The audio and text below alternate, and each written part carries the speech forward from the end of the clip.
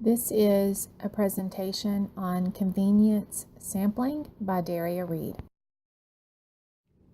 The text defines convenience sampling as one that is simply available, where researchers use a group of individuals because they are simply accessible.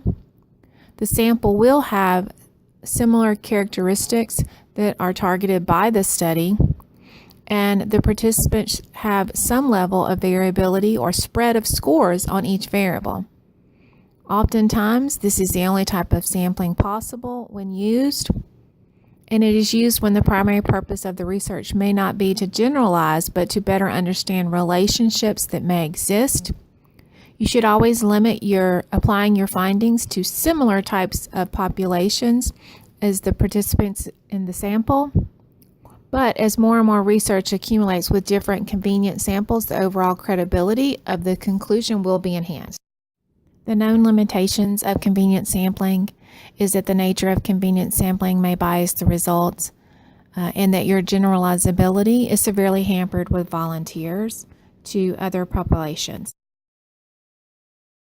We see here strengths and weaknesses for convenient sampling. Strengths are it's less costly, less time-consuming, easily administered, usually ensures a high participation rate, and you can generalize to similar populations. Weaknesses are it's difficult to generalize to other individuals, and it's less representative of an identified population, and the results were always to be dependent on the unique characteristics of the volunteer sample.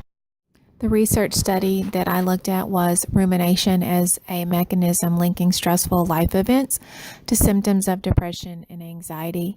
The purpose of the study was to evaluate whether self-reported exposures to stressful life events predicted subsequent increases in rumination, along with whether rumination served as a mechanism underlying the longitudinal association between self-reported stressful life events and internalizing symptoms. Adolescents were recruited from 2 local middle schools in central Connecticut, and these schools were chosen based on their demographic characteristics and willingness to.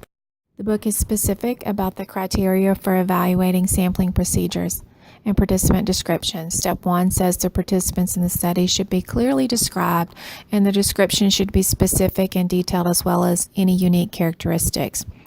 This study did list out the participants as far as male and female, mean age, number of participants from single-parent homes, and race and ethnic backgrounds, as well as specific guidelines of excluding students in self-contained classrooms or involved in technical programs and did not attend school the majority of the day.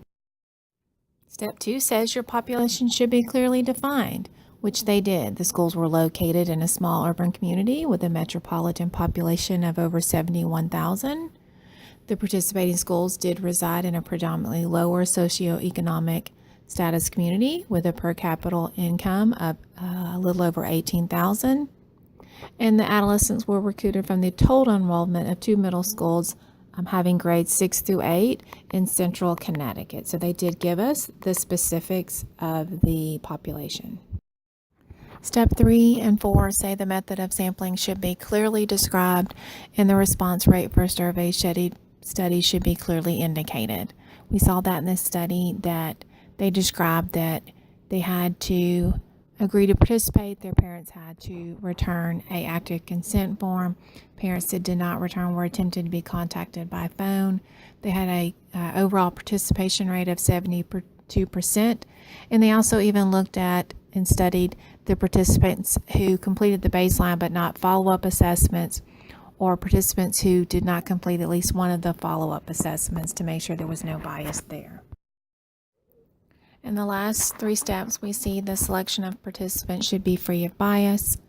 Selection process should be appropriate for the problem being investigated, and there should be an adequate number of participants. We see this fulfilled in that the instruments that they used and the participants that were recruited to volunteer were in the age group, and they were given appropriate measures or assessments that are geared toward adolescents, and they did have a large number of participants of over 1,000, both represented by male and female. I felt that convenience sampling in this study was a good choice because it met all of the criteria for evaluating sampling procedures and participant descriptions. They had a large number of participants involved. They had an equal distribution in age and gender. And the study was seeking to determine a relationship between life events and subsequent rumination, not necessarily to generalize that information. Some of the drawbacks were that the sample group did have a high Hispanic Latino response, and that there will be limited generalization to low socioeconomic populations only.